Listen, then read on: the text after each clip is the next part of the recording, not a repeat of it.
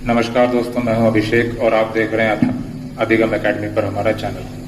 दोस्तों, आज हम आधुनिक भारत के बड़े महत्वपूर्ण टॉपिक 1857 की क्रांति के बारे में चर्चा करेंगे। 1857 की क्रांति भारतीय इतिहास की बड़ी महानतम घटनाओं में से एक है। 1857 की क्रांति को हम विभिन्न बिंदुओं के आधार पर उस पर चर्चा करेंगे, जिसमें क्रांति के कारण, क्रांति का स्वरूप, क्रांति के आरंभ, क्रांति के नेतृत्वकर्ता, क्रांति की असफलता के कारण और क्रांति का परिणाम क्या हुआ, इन सब मुद्दों पर हम बातचीत करेंगे। 1857 का जो दौर था, इस दौर में इंग्लैंड के प्रधानमंत्री पाल्मस्टन हुआ करते थे और भारत के मुगल बादशाह बहादुर शाह द्वितीय, या जिन्हें जफर के नाम से जाना जाता था, हुआ करते थे। इस 1857 की क्रांति या विद्रोह को दबाने के लिए अंग्रेज सेनापति कॉलिन कैंपबेल थे और इस क्रांति का स्वरूप क्या था, हम इसके बारे में चर्चा करें तो इसे ब्रिटिश इतिहासकारों और भारतीय इतिहासकारों ने अलग अलग तरह से इसे परिभाषित किया है। अंग्रेजी या ब्रिटिश इतिहासकार क्रांति को एक किसान विद्रोह या सैनिक विद्रोह मात्र मानते हैं। भारतीय इतिहासकारों ने इसे क्रांति की संज्ञा दी है, क्योंकि 1857 में जब यह क्रांति हुई तो इसके पश्चात भारत में राष्ट्रवाद की चेतना का उदय हुआ। भारत के राष्ट्रवादी और स्वतंत्रता प्राप्ति के लिए चलाए गए आंदोलनों का आधार 1857 की यह क्रांति बनी। इसे भारत का प्रथम स्वतंत्रता संग्राम महान क्रांतिकारी वी.डी. सावरकर ने दिया है। उन्होंने 1909 में अपनी किताब लिखी, जिसमें कि उन्होंने इसे एक प्रथम स्वतंत्रता संग्राम की संज्ञा दी थी। अंग्रेजी सरकार ने इसके प्रकाशन पर रोक लगा दी थी। फिर भी गुपचुप तरीके से किताब के इसके कुछ संस्करण प्रकाशित होते रहे। 1947 में आजादी के बाद इसका प्रकाशन किया गया। The Indian war of independence के नाम से 1947 में यह किताब प्रकाशित की गई थी। इस क्रांति के मूल रूप से कारण क्या थे, इसका कोई एक स्पष्ट कारण तो नहीं बताया जा सकता। कई सारे कारण इसके लिए जिम्मेदार थे। अंग्रेजों की दमनकारी नीति के कारण भारतीयों के मन में धार्मिक, सांस्कृतिक, राजनैतिक, आर्थिक कारणों के चलते असंतोष जो व्याप्त था, उसने एक क्रांति का रूप ले लिया था, हम ये कह सकते हैं। इसके क्रांति के कारणों को हम अलग अलग आधारों पर वर्गीकृत करने की कोशिश करेंगे। सबसे पहले हम बात करते हैं क्रांति के राजनीतिक कारण के बारे में। यह बड़ा महत्वपूर्ण कारण है। 1857 की क्रांति के पूर्व भारत के गवर्नर जनरल लॉर्ड डलहौजी हुआ करते थे। लॉर्ड डलहौजी को उनकी व्यपगत नीति या हड़प नीति, या इसे डॉक्ट्रिन ऑफ लैप्स के नाम से जाना जाता है, के लिए मुख्य रूप से याद किया जाता है। उन्होंने अपनी इस हड़प नीति के चलते भारत के विभिन्न रियासतों को ब्रिटिश साम्राज्य में मिलाकर या उनका विलय कर ब्रिटिश साम्राज्य को एक विस्तृत आधार प्रदान करने की कोशिश की। उन्होंने कुशासन के आरोप में अथवा दत्तक पुत्र गोद न लेने या दत्तक पुत्र निषेध के चलते विभिन्न भारत के रियासतदारों की रियासतों को हड़पने का प्रयास किया। जैसे दिल्ली के मुगल बादशाह, जिन्हें कि भारत की जनता अपना बादशाह मानती थी, बहादुर शाह जफर को दिल्ली का लाल किला खाली करने के लिए कहा और उनकी पेंशन बंद कर दी गई।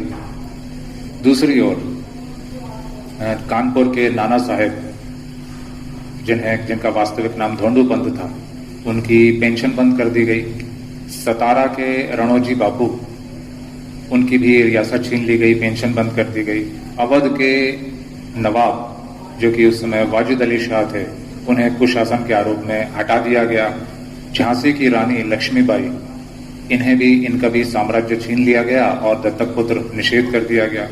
तो ये तमाम प्रकार के कुछ राजनीतिक कारण रहे हैं, जिसकी वजह से भारतीय तात्कालीन छोटी छोटी रियासतों के प्रमुखों के मध्य असंतोष बढ़ने लगा और उन्होंने क्रांति के लिए बिगुल बजाया, क्रांति के लिए एक योजना तैयार की।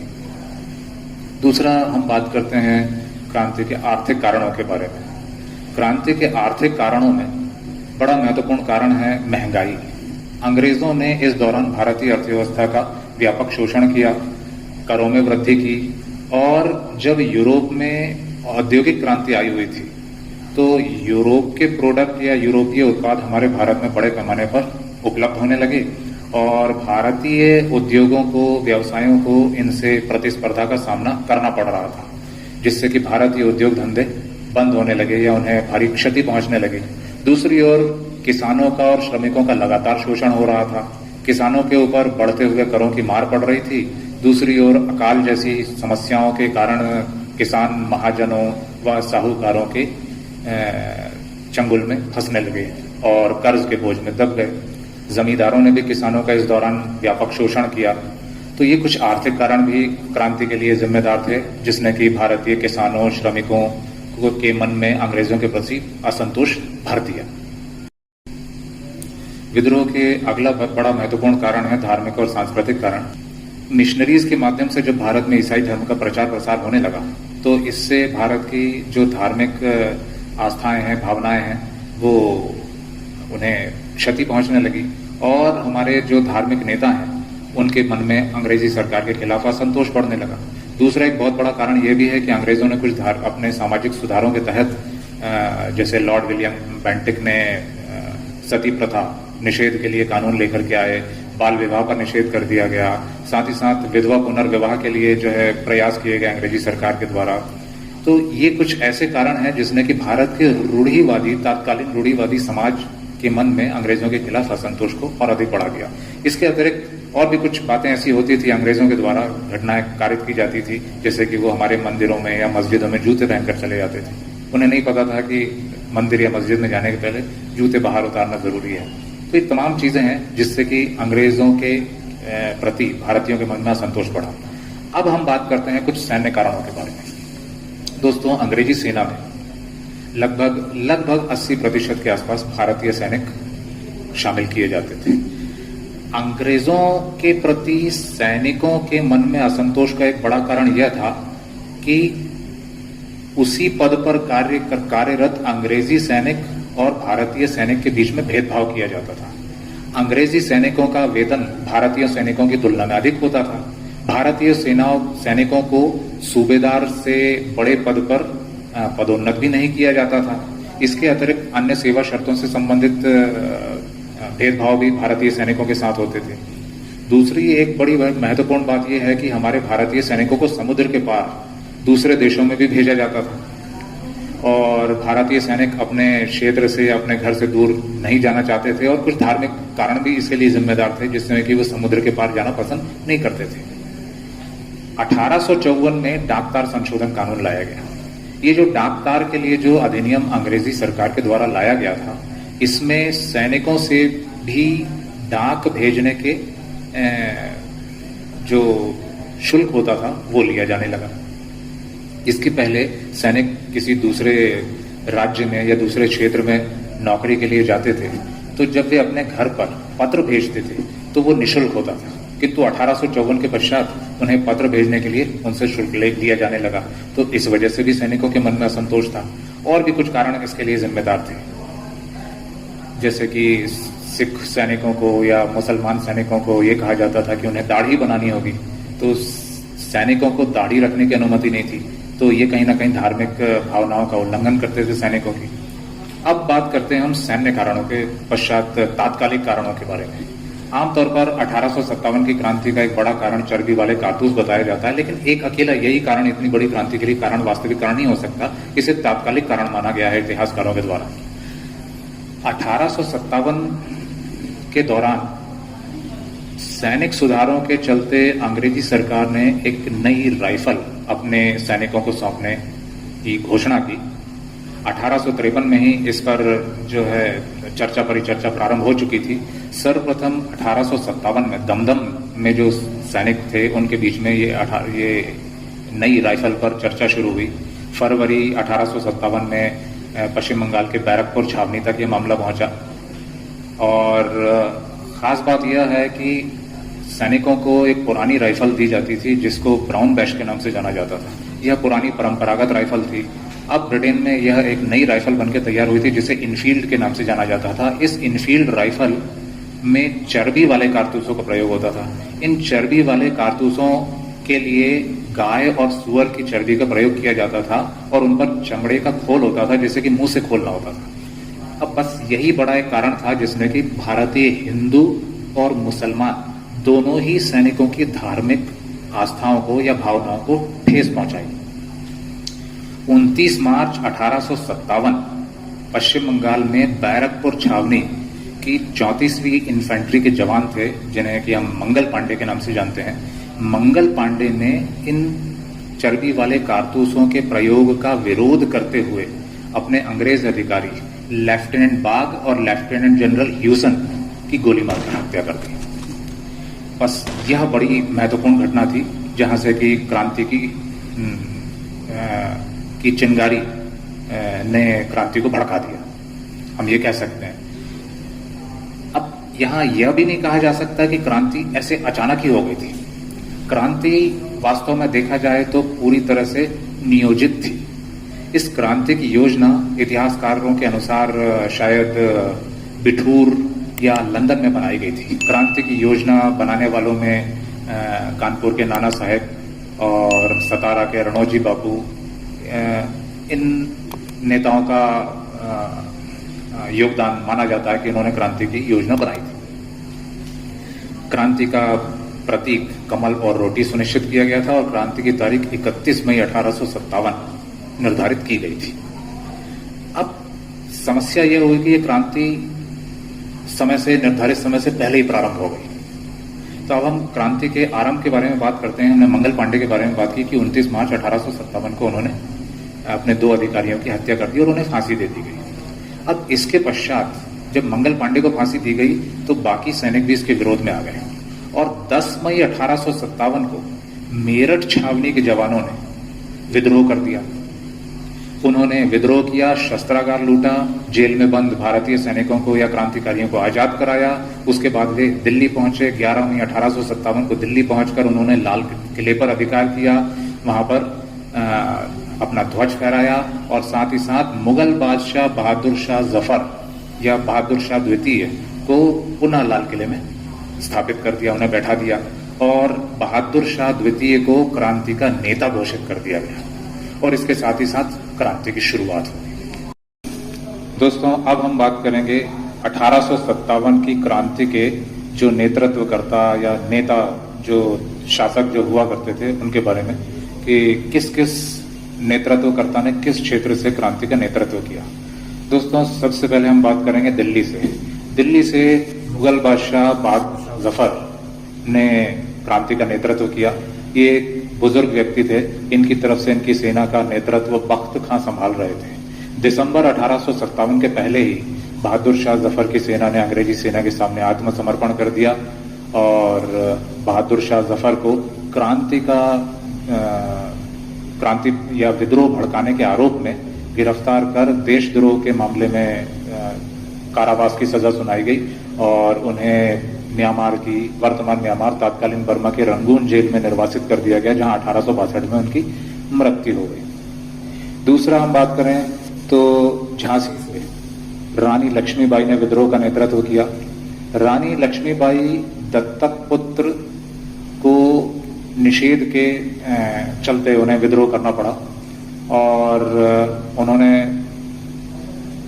झांसी से जब पराजित हो गई तो फिर उसके पश्चात वे ग्वालियर चली गई और ग्वालियर जाकर वे तात्या टोपे के साथ पुनः विद्रोह में शामिल हुई। ग्वालियर में ह्यूरोज जो अंग्रेज सेनापति थे, उन्होंने झांसी की रानी लक्ष्मीबाई को पराजित किया और वे वीर गति को प्राप्त हुई। यहाँ पर हीरोज का कथन था कि भारतीय क्रांतिकारियों में यहाँ पड़ी या यहाँ सोई यह औरत अकेली मर्द है। इसके पश्चात ग्वालियर की बात करें तो ग्वालियर से तात्या टोपे ने विद्रोह का नेतृत्व किया। तात्या टोपे अंग्रेजों से पराजित होकर नेपाल चले गए और उनके एक विश्वासघाती मित्र मानसिंह के विश्वासघात के कारण उन्हें गिरफ्तार कर दिया गया और उन्हें फांसी दे दी गई। तात्या टोपे को फांसी दिए जाने की जो घटना है, यह 1857 की क्रांति की एक अंतिम घटना मानी जाती है। अगला कानपुर के बारे में हम बात करें तो कानपुर से नाना साहेब, जिनका वास्तविक नाम धोंडू पंत था, उन्होंने विद्रोह का नेतृत्व किया। अंग्रेजों से पराजित होकर वे नेपाल चले गए। फिर हम बात करें असम से, तो असम के दीवान मणिराम दत्त या मणिराम दीवान ने आंदोलन का नेतृत्व किया। दूसरी ओर हम बात करें संबलपुर के बारे में, तो संबलपुर से राजकुमार सुरेंद्र शाही एवं राजकुमार उज्जवल शाही ने विद्रोह का नेतृत्व किया। इसके अतिरिक्त सतारा से रणोजी बापू ने विद्रोह का नेतृत्व किया। पराजित होकर वे इंग्लैंड चले गए। इंग्लैंड जाकर के उन्होंने ईस्ट इंडिया कंपनी के खिलाफ मुकदमा दायर किया। हम बात करें जगदीशपुर आरा के बारे में, तो जगदीशपुर आरा से कुंवर सिंह ने विद्रोह का नेतृत्व किया। ये एक सबसे उम्रदराज शासक माने जाते हैं, इन्हें बिहार का सिंह भी कहा गया है। दूसरी ओर फैजाबाद से मौलवी अहमदुल्लाह ने विद्रोह का नेतृत्व किया। इन पर 50,000 रुपए का इनाम भी घोषित किया गया था। कालांतर में इन्हें गिरफ्तार करके इनकी हत्या कर दी गई। अगली ओर लखनऊ से बेगम हजरत महल ने विद्रोह का नेतृत्व किया। अंग्रेजों से पराजित हुई और नेपाल चली गई और वहीं गुमनामी में इनकी मौत हो गई। फिर बरेली से खान बहादुर खान ने विद्रोह का नेतृत्व किया। इस तरह से भारत के विभिन्न क्षेत्रों से अलग अलग शासकों ने विद्रोह का नेतृत्व किया। मुख्य रूप से उत्तर भारत, उत्तर पूर्वी भारत में और पश्चिमी भारत के कुछ क्षेत्रों में यह आंदोलन, यह विद्रोह फैला। दक्षिण भारत इससे अछूता रहा। इस विद्रोह से या इस क्रांति से भारत का तत्कालीन बुद्धिजीवी वर्ग और व्यापारी वर्ग तटस्थ रहा। उन्हें इस क्रांति से या विद्रोह से कोई खास लेना देना नहीं रहा, उनका इसमें कोई सहयोग नहीं था। दूसरी ओर अब हम बात करें कि यह क्रांति असफल हुई। असफलता के पीछे मुख्य कारण क्या थे? तो असफलता के पीछे भी कई कारण जिम्मेदार थे, जैसे कि यह विद्रोह, इस विद्रोह में या क्रांति में निजी हित हावी रहे। इस विद्रोह में या क्रांति में राष्ट्रवाद की भावना देखने को नहीं मिलती है। दूसरी बात, जो नेतृत्वकर्ता थे, विद्रोह के नेतृत्वकर्ता और किसान और आमजन जो इस विद्रोह में शामिल हुए, उनके पास संसाधनों का अभाव था। वहीं अंग्रेजों के पास उन्नत हथियार और युद्ध की विभिन्न सामग्री और उपकरण भी हुआ करते थे। तीसरी बात, इस असफलता का एक बड़ा कारण यह भी है कि हमारे भारत के कुछ शासकों ने और जमींदारों ने इस विद्रोह का दमन करने में अंग्रेजों का साथ दिया। एक बड़ा और महत्वपूर्ण कारण विद्रोह की असफलता का यह भी है कि इसे 31 मई 1857 को प्रारंभ होना था, किंतु यह अपनी निश्चित तिथि से या नियत तिथि से पहले ही प्रारंभ हो गया। तो ये असफलता के बड़े प्रमुख कारण रहे हैं, जिसकी वजह से यह विद्रोह सफल नहीं हो सका और अंग्रेजों ने इसका दमन कर दिया। अब हम बात करेंगे इस विद्रोह या इस क्रांति की असफलता के परिणाम क्या हुए। तो अब हम परिणामों के बारे में बात करेंगे। दोस्तों, 1857 की क्रांति की असफलता का प्रभाव यह पड़ा कि इंग्लैंड की संसद ने एक कानून पारित कर भारत में कंपनी का शासन समाप्त कर दिया और भारत पर शासन की जो बागडोर है वो ब्रिटिश क्राउन के हाथों में चली गई। यहाँ 1 नवंबर 1858 ईस्वी को भारत के गवर्नर जनरल, जो कि लॉर्ड कैनिंग हुआ करते थे, लॉर्ड कैनिंग ने इलाहाबाद में महारानी के घोषणा पत्र को पढ़कर सुनाया, जिसके अनुसार लॉर्ड कैनिंग यानी कि भारत के तत्कालीन गवर्नर जनरल, इन्हें वायसराय की उपाधि दी गई थी। साथ ही साथ भारत पर शासन के लिए इंग्लैंड में एक 15 सदस्यीय काउंसिल का गठन किया गया था और साथ ही साथ भारत पर सीधे तौर पर अंग्रेजी सरकार का शासन स्थापित हो गया था। यहाँ ईस्ट इंडिया कंपनी को केवल भारत के साथ व्यापार व्यवसाय तक ही सीमित कर दिया गया था। 1857 की क्रांति का प्रभाव यह पड़ा कि इसके पश्चात भारत में अंग्रेजों ने राजनीतिक सुधारों के बहाने भारत पर अपने शासन की पकड़ और भी ज्यादा मजबूत कर ली। भारत में इसके पश्चात फूट डालो और शासन करो की नीति लागू किया जाना प्रारंभ हो गई। भारत में सैनिकों के लिए व्यापक नए दिशा निर्देश जारी किए गए। सैन्य सुधार के तहत भारत की सेना को अलग अलग सिख रेजिमेंट, मराठा रेजिमेंट, अलग अलग नामों से इनको जो है गठित कर दिया गया और उनके धर्म के आधार पर उनके साथ उन्हें विभिन्न प्रकार की रियायतें या छूट दी गई, जिससे कि हमारे भारत में फिर सांप्रदायिकता में और अधिक वृद्धि होती चली गई। तो ये कुछ प्रभाव हमारे भारत पर पड़े 1857 की क्रांति से। और लेकिन इसका एक कुछ अच्छी बात यह भी हुई कि इसके पश्चात भारत में राष्ट्रवाद की चेतना जागृत होने लगी और इस क्रांति ने भारतीयों को एकजुट करने में बड़ी अहम भूमिका निभाई और भारत के राष्ट्रवादी आंदोलनों के लिए इसने आधार का कार्य किया। तो यह था 1857 की क्रांति। अब इसके पश्चात हम और भी अन्य ज्ञानवर्धक वीडियोस के साथ आपसे मुलाकात करेंगे। आज के लिए इजाजत दीजिए। नमस्कार।